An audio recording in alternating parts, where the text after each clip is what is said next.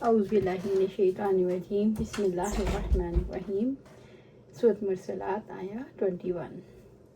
فجعلناہ، پھر ہم نے اسے رکھا، ہم نے اس پانی کو رکھا، فی قرار مکین، ایک محفوظ جگہ میں، یعنی رحم جیسے محفوظ قلعے میں، یعنی نطفے جیسے حقیر پانی کو رحم میں ٹھہرایا جہاں وہ نشو و نما پاتا رہا۔ رحم مرد اور عورت کی منی کا قرارگاہ ہے۔ رحم اللہ تعالیٰ کی قدرت سے نطفے کا محافظ اور پرورش کرنے والا بن جاتا ہے۔ سورۃ مرسلات آیا 22۔ اذا قدر معلوم اندازے تک، اور وہ ولادت کا زمانہ ہے۔ مرد اور عورت کا پانی مختلف شکلوں میں مقررہ مدت یعنی 6 سے 9 ماہ تک ماں کے رحم میں رکھا جاتا ہے۔ سورۃ مرسلات آیا 23۔ فقدرنا، بس ہم نے اندازہ کیا، یعنی رحم میں نطفے کا قرار کا وقت ہم نے مقرر کیا۔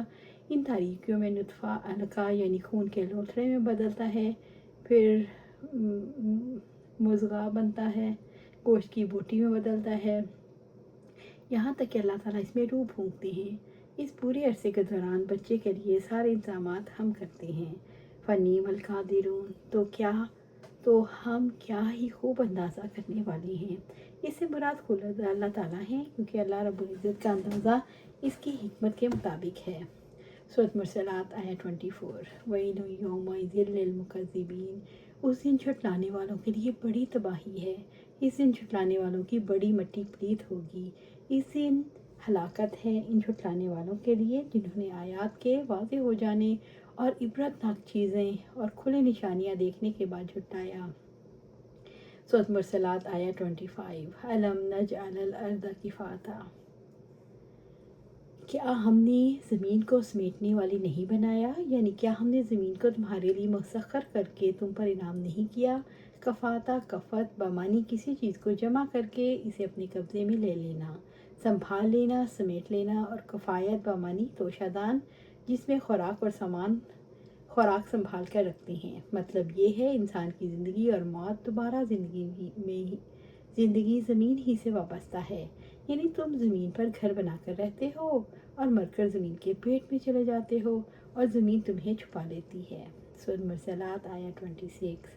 احیاء، زندوں کو گھروں میں، و امواتا، اور مردوں کو بھی، اور مردوں کو قبروں میں۔ بس جس طرح گھر اور محلات بندوں کے لیے اللہ کی نعمت اور اس کا احسان ہے، اسی طرح قبریں بھی ان کے حق میں رحمت اور ان کے لیے سطر ہیں کہ ان کے اجزاء درندہ وغیرہ کے لیے کھلے نہیں پڑے رہتے، تو زمین کی پشت استعمال کرتے ہو اور تمہارے مردے اس کا پیٹ۔